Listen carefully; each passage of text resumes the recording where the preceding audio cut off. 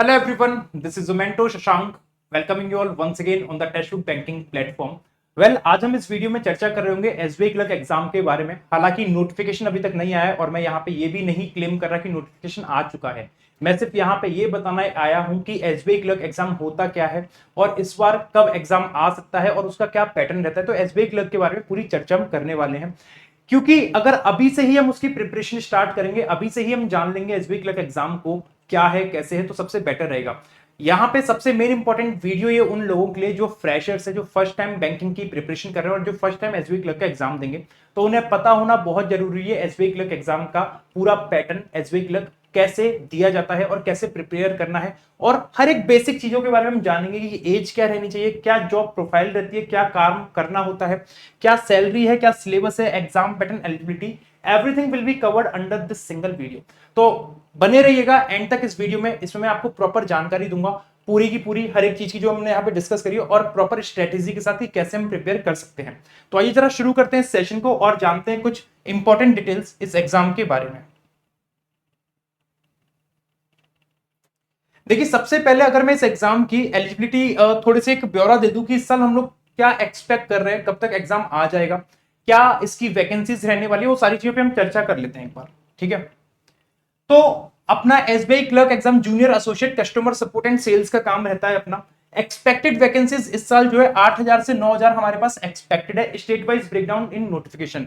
और ये अपने स्टेट वाइज अलग अलग वैकेंसीज रहती है, वो हमें तब पता चलेगा जब नोटिफिकेशन आएगा। लेकिन ओवरऑल 8 से 9,000 वैकेंसीज एक्सपेक्ट कर रहे हैं इस साल हम लोग। और नोटिफिकेशन कब तक आ सकता है? जुलाई 2026 तक आ सकता है। अभी चल रहा है अपना March, half of the March is completed.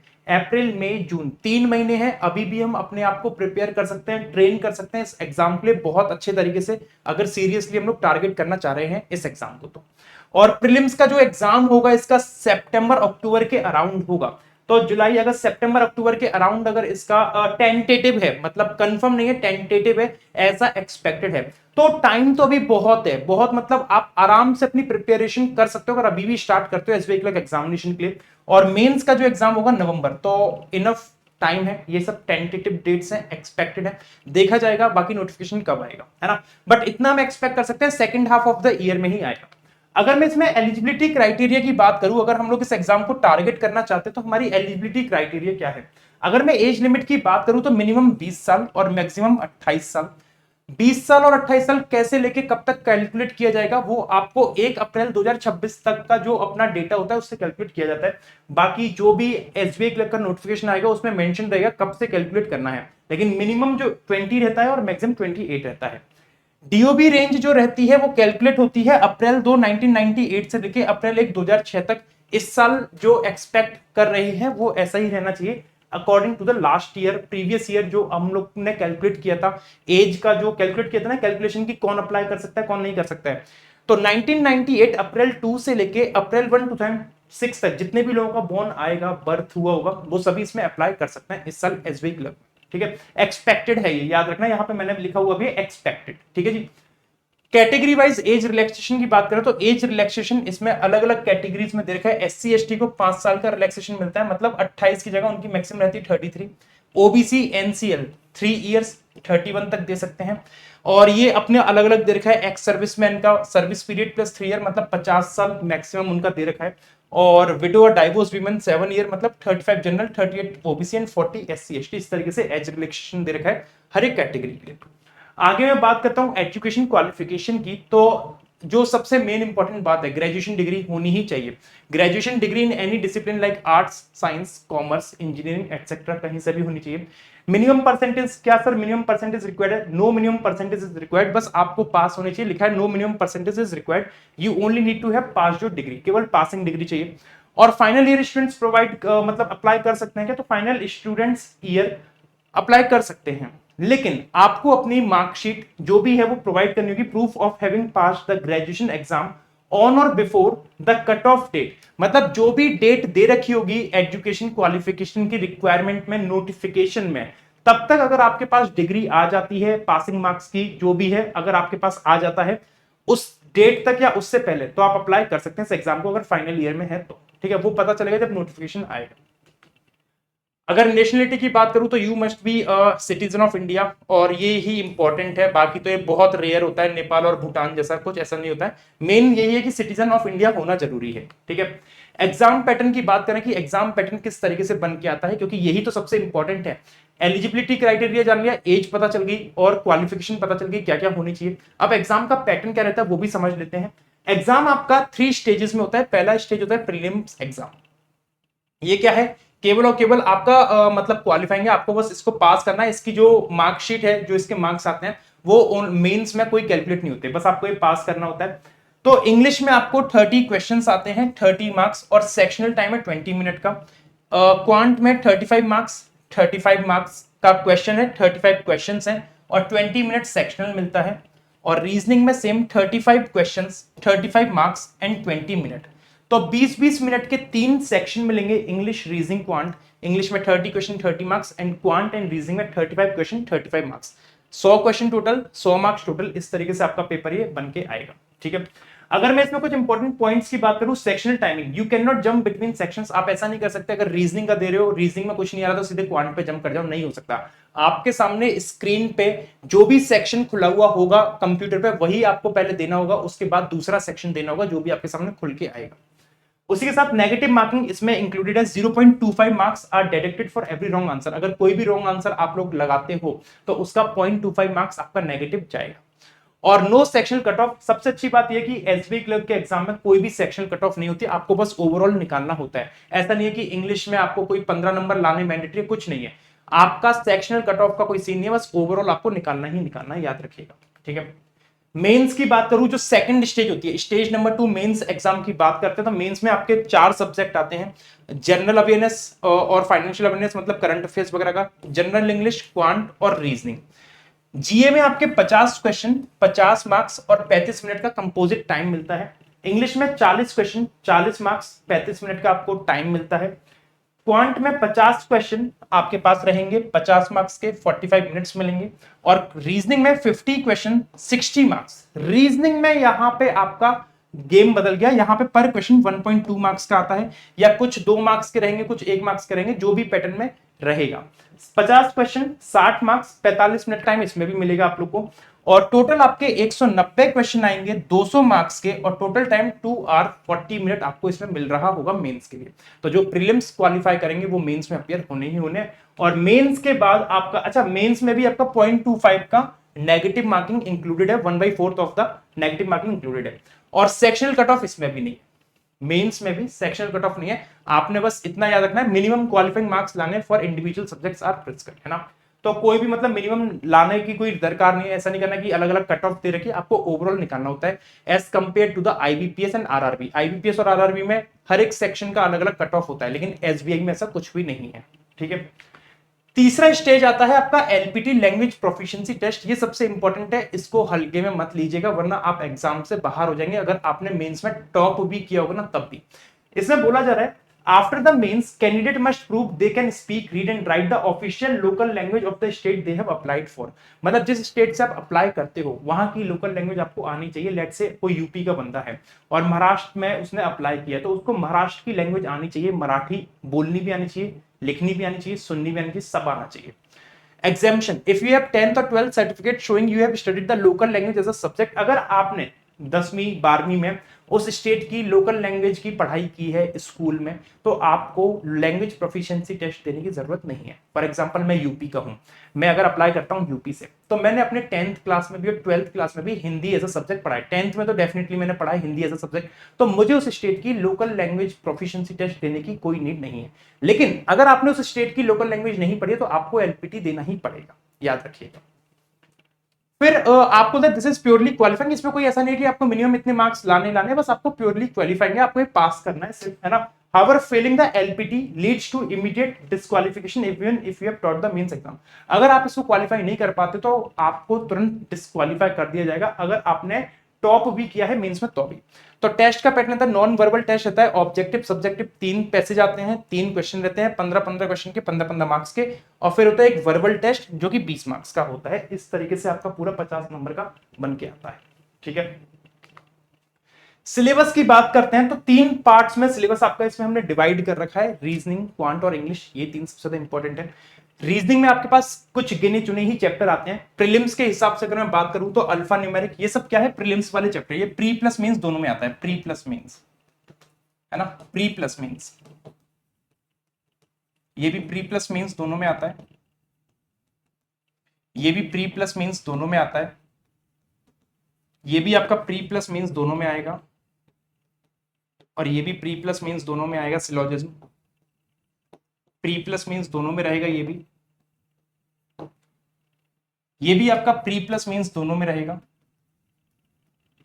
और ये जो 3 आपके चैप्टर, ये सिर्फ मेंस के स्पेसिफिक चैप्टर जो सिर्फ मेंस में आते हैं, प्री में इनका कोई लेना देना नहीं है।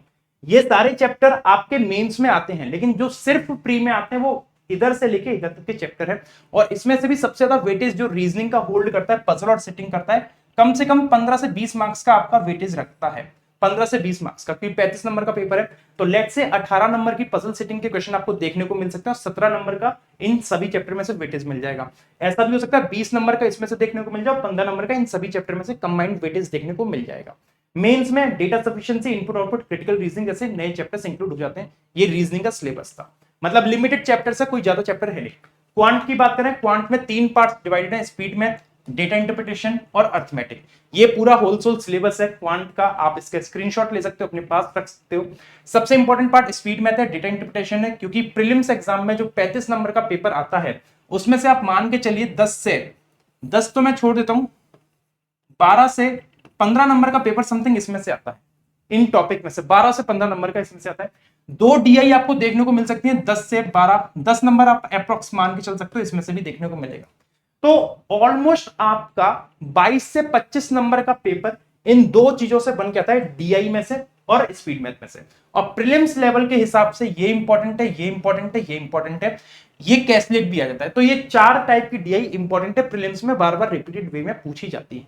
ठीक है, ये सब चीजें तो बेसिक चीजें हैं, आपको पता होनी चाहिए। कैलकुलेशन पार्ट है, बेसिक मैथ, स्पीड मैथ का। फिर अर्थमेटिक का पार्ट है, जिसमें से अर्थमेटिक में से आपके कुछ ऐसे चैप्टर्स रहते हैं जो बार बार आपसे पूछे जाते हैं। इसके लिए एक अलग से स्ट्रेटेजी वीडियो लेंगे, कौन से टॉपिक पे ज्यादा हमें प्रिपेयर करना है, कौन से पे नहीं करना है। बट ये होलसोल सिलेबस है, और एग्जाम में इसमें से आपको 12 नंबर समथिंग के क्वेश्चंस देखने को मिल सकते हैं अर्थमेटिक में। तो होलसोल आपका 35 नंबर का पेपर यहां पे बन के आ जाता है। ठीक है, इंग्लिश की बात करें, इंग्लिश का सिलेबस आपके सामने ये है, जो होलसोल टॉपिक्स है जो इंग्लिश में आते हैं, RC, closure, sentence rearrange, word swapping. ये लेकिन इंग्लिश केवल और केवल आपके रीडिंग पे बेस है। रीडिंग जिसकी जितनी अच्छी होगी, जिसको अंडरस्टैंडिंग आती होगी, समझ में आता होगा, वोकैबुलरी जिसकी इंपॉर्टेंट होगी, वो रीजनिंग में डेफिनेट है एज कर जाएगा। और ग्रामर के थोड़े बहुत रूल्स भी डेफिनेट बातें आनी चाहिए। तो ये सब आपके टॉपिक्स हैं, ये सब चीजें आपकी आती हैं इंग्लिश में, तो आपको इनकी प्रैक्टिस करनी है, इनकी तैयारी करनी है।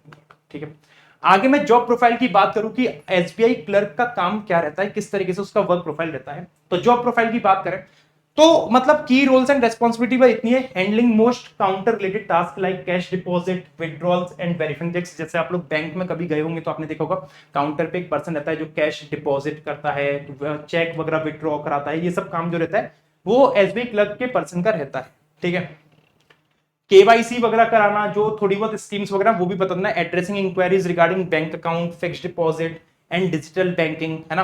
और अकाउंट मैनेजमेंट का काम रहता है, ओपनिंग न्यू सेविंग्स और करंट अकाउंट वगैरह ओपन कराना, और केवाईसी वगैरह कराना, ये भी आपका एसबीआई क्लर्क का ही काम रहता है।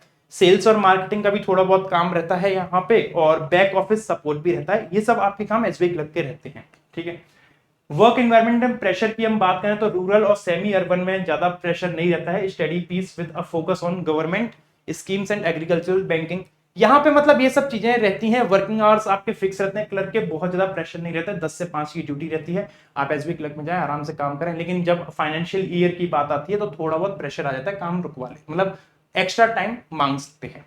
ठीक है, ग्रोथ की अगर हम बात करें कि एसबीआई क्लर्क में ग्रोथ कैसे कैसे होती है, अगर हम क्लर्क में ज्वाइन करते हैं तो क्या हमारा प्रोस्पेक्ट है आगे बढ़ने का, किस तरीके से हम अपना करियर ग्रोथ कर सकते हैं। तो यहाँ पे करियर ग्रोथ की मैं बात करूं तो आप लाइक क्लर्क में ज्वाइन करते हैं, फिर उसके बाद एग्जाम वगैरह, इंटरनल एग्जाम वगैरह देके आप टीओ बन सकते हैं, ट्रेनिंग ऑफिसर, फिर पीओ भी बन सकते हैं, फास्ट ट्रैक, जैब और कैब के एग्जाम देके और इंटरनल एग्जाम देके, जेआईबी, सीएआईबी और इंटरनल एग्जाम वगैरह देके आप पीओ भी बन सकते हैं विद इन 3 to 4 ईयर्स, है ना। 3 से 4 साल में आप मतलब ट्रेनिंग ऑफिसर पीओ बन सकते हैं। फिर परफॉर्मेंस और सर्विस ईयर के मुताबिक आप धीरे धीरे असिस्टेंट मैनेजर बन सकते हो पीओ से, फिर असिस्टेंट मैनेजर से डेप्यूटी मैनेजर, फिर मैनेजर, चीफ मैनेजर। मतलब करियर ग्रोथ तो इसमें बहुत है, लेकिन एक टाइम कंज्यूमिंग प्रोसेस है, डेफिनेट बात है। 15-20 साल लग जाएंगे आपको यहां तक आते आते। क्लर्क से डायरेक्ट पीओ बनते हो तो आप डायरेक्ट इस लेवल पे आओगे और फिर ये सब आओगे, और क्लर्क बनते हो तो फिर धीरे धीरे एक एक स्टेज ज्वाइन करनी पड़ेगी। मतलब क्लर्क से ये सब आपके पास ऑप्शंस हैं आपके करियर में आगे बढ़ने के, है ना। आगे अगर मैं बात करूं सैलरी की, सबसे इंपॉर्टेंट पार्ट तो सैलरी है। जिस एग्जाम की तैयारी कर रहे हैं अगर उस एग्जाम के बारे में हमें ये नहीं पता कि सैलरी कितनी मिलेगी तो कैसे काम चलेगा भाई। असली मोटिवेशन तो सैलरी का ही रहता है। तो सैलरी की बात करूं तो आपकी जो बेसिक पे है विद 2 इंक्रीमेंट्स आपकी 26,730 है, लेकिन इससे ज्यादा ही सैलरी मिलती है कुछ अदर अलाउंसेस के साथ। जैसे डियरनेस अलाउंस मिलता है 7,160 से 7,600 समथिंग इतने का, हाउस रेंट अलाउंस मिलता है 2,860, ये सब आपका मिला मिलू के मिलता है। और जो आपकी ग्रॉस सैलरी बनती है 45 से लेके 46 के बीच में बनती है, और सब कुछ डिडक्शन कर करा के आपके पास इन हैंड सैलरी आप अप्रोक्सीमेटली 40,000 मान के चलना। अप्रोक्सीमेटली इन हैंड सैलरी 40,000 मिलती है, सब कुछ कट कर करा के, है ना। जो आपका पीएफ एनपीएस जो भी डिडक्शन है सब कुछ कर करा के 40,000 तो आपके बैंक अकाउंट में हर महीने दिखेंगे ही दिखेंगे, ठीक है, एज ए एसबीआई क्लर्क। और फिर जब आप लोग एसबीआई क्लर्क के बाद, जैसे एक और चीज बताता हूं सैलरी बढ़ाने का, निंजा टेक्निक। निंजा टेक्निक क्या है, अगर आप लोग you can increase your salary immediately after joining by clearing the JAIIB CAIIB exam.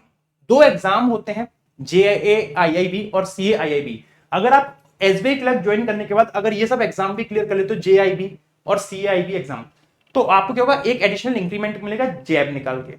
ये वाला सीएआईआईबी निकाल लिया तो आपको 2 एडिशनल इंक्रीमेंट मिलेंगे, मतलब आपकी सैलरी में 3-4 हजार तक का इंक्रीमेंट और आ जाएगा। 3-4 हजार तक का इंक्रीमेंट और आ जाएगा, याद रखना आपका इस तरीके से। और वो तो टाइम टू टाइम जैसे जैसे साल बढ़ते जाएंगे आपकी ग्रोथ होती रहेगी, सैलरी बढ़ती रहेगी। ऐसा नहीं है कि जब आपने 40 पे ज्वाइन किया तो जीवन भर 40 रहेगी, वो तो हर साल इंक्रीमेंट होते ही रहेगा। बस इस एग्जाम को निकालने से आपका इंस्टेंट ग्रोथ हो जाएगी, 3-4 हजार सैलरी और बढ़ जाएगी, ठीक है। अच्छा, अगर हम लोग अब कट ऑफ की बात करें, कट ऑफ क्या रही थी, क्योंकि भाई एग्जाम प्रिपेयर कर रहे हैं, सब कुछ हमने जान लिया, तो हमें ये भी तो पता होना चाहिए कि कट ऑफ क्या रह चुकी है पुराने टाइम पे, हमें कितना टारगेट करना है एग्जामिनेशन। तो यूपी की मैं बात करूं, मतलब ये ना मैक्सिमम कट ऑफ लिखी है मैंने, और कुछ स्टेट्स उठाए, चुनिंदा स्टेट जिनकी कट ऑफ हमने यहाँ पे मेंशन करी है जनरल के लिए, ताकि सभी को आइडिया लग जाए कि अगर जनरल की इतनी जा रही है तो उससे तो कम ही जाएगी अदर कैटेगरीज की, तो उनको एक टारगेटेड स्कोर मिल जाएगा कितना हमें एटलीस्ट स्कोर करना है। तो अगर मैं उत्तर प्रदेश की बात करूं, 2025 में जो एग्जाम हुआ 79.50 थी आउट ऑफ 100, 2024 में 60.50 और 2023 में 77.50। सोहन सबका डेटा दे रखा है। महाराष्ट्र 68.25, दिल्ली की 2025 में 80, राजस्थान की 78, West Bengal 81, Gujarat 71.50, Punjab 83.75, Haryana 80, Madhya Pradesh 77, Karnataka 64 and so on. बहुत सारे स्टेट्स हैं, सबकी अपनी अलग अलग कट ऑफ जाती है, ऐसा नहीं है एक पर्टिकुलर कट ऑफ है, हर स्टेट की अलग अलग कट ऑफ रहती है। आपको एक आइडिया लग जाएगा कि हमारा जो टारगेटेड स्कोर रहना चाहिए 70 से 80 तो हमें टारगेट करके ही चलना है, 70 से 80 टारगेट करना है, और प्रिपरेशन अभी से शुरू करनी है, तब जाके 70 से 80 तक के थ्रेशोल्ड पे पहुंचेंगे, क्योंकि पहले फाउंडेशन क्लियर करेंगे, फिर धीरे धीरे प्रैक्टिस करेंगे, तब जाके हम वहां पे पहुंचेंगे, याद रखना, ठीक है। दूसरी बात, अगर मेंस की कट ऑफ की मैं बात करूं तो मेंस की कट ऑफ यूपी की आउट ऑफ 200 बनती है, मतलब सभी स्टेट की आउट ऑफ 200 बन के आती है। यूपी की 2025 में 88.25 बनी थी, दिल्ली की 90, तमिलनाडु की 97.75 एंड सो ऑन, हर एक चीज की दे रखी है। और ये जो कट ऑफ बताइए मैंने जनरल कैटेगरी की बताई है, जो मैक्सिमम कट ऑफ गई है। अदर कैटेगरीज की लाइक एससी एसटी ओबीसी इससे कम ही कट ऑफ जाएगी, डेफिनेट बात है ना। अच्छा, यहां तक तो अपनी ये सारी की सारी बातें हो गई जो हमने चर्चा कर ली एसबीआई क्लर्क एग्जाम के बारे में, जो कट ऑफ हो गई, एग्जाम पैटर्न हो गया, एज हो गया, एलिजिबिलिटी क्राइटेरिया, सारी चीजें हमने डिस्कस कर ली। और इसके बाद अगर मैं आप लोगों से बात करता हूं एक इंपॉर्टेंट कि सर कैसे प्रिपेयर करना है, तो देखो प्रिपरेशन के लिए सिंपल सा काम करना है, आपने पहले अपना ना फाउंडेशन बना लो, बिल्ड योर फाउंडेशन, क्योंकि कोई भी चीज शुरू करने के लिए आपको फाउंडेशन बनाना ही पड़ेगा।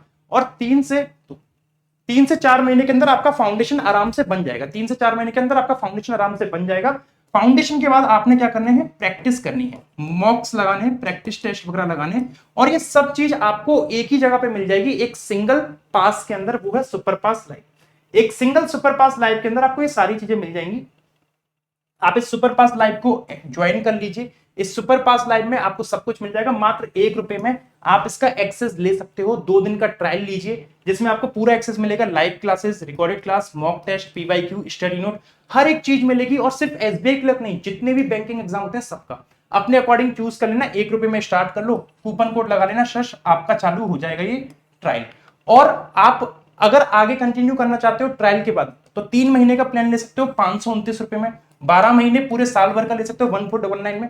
कूपन कोड लगाना, ये डिस्काउंट मिल जाएगा, ये कूपन कोड लगाना डिस्काउंट मिल जाएगा। ये सारे बैचेस मिलेंगे, बैंकिंग का निर्माण बैच, फाउंडेशन, आरबीआई का batch, SBI PO, SBI clerk, recorded batch, पुराने 2025 के, 2026 के नए बैच, सब कुछ मिलेगा।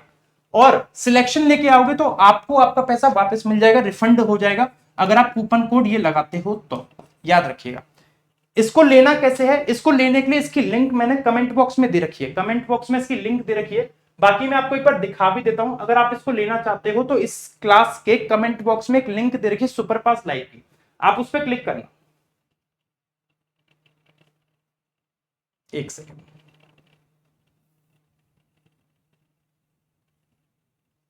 जैसे देखिए कि एसबीआई पीओ की हमने जब वीडियो बनाई थी तो यहाँ पे कमेंट बॉक्स में हमने एक लिंक लगा दी थी सुपरफास्ट लाइव की। देखो यहाँ पे कमेंट में हमने लिंक लगा दी सुपरफास्ट लाइव, आप इस लिंक पे क्लिक कर देना। इस लिंक पे कमेंट वाली बॉक्स में जो दे रखी है उस पर क्लिक करते ही आपके सामने पेमेंट ऑप्शन आएगा, आप कोई सा भी ऑप्शन ले सकते हो। 3 महीने का 599 दिखा रहा है, लेकिन आप इसको कम कर सकते हो प्राइस को कूपन कोड लगा के। कूपन कोड लगा देना शश, क्या लिखोगे, शश लिख देना, SHASH। आप ये कूपन कोड लगा दीजिएगा, आपका अमाउंट कम हो जाएगा और आप अपना एंजॉय कर सकते हो, मतलब पैक को। कोई भी डाउट आए, कोई भी क्वेरी आती है, आप मुझे व्हाट्सएप कर देना इस नंबर पे और आपकी क्वेरी को हम रिजॉल्व करा देंगे अगर कोई भी इशू आता है तो। मिलते हैं अपनी अगली वीडियो में और जुड़े रहिए हमारे साथ टेक्स्ट बुक बैंकिंग चैनल पे। इस तरीके से चैनल को लाइक, शेयर और सब्सक्राइब जरूर करना। Thank you everyone.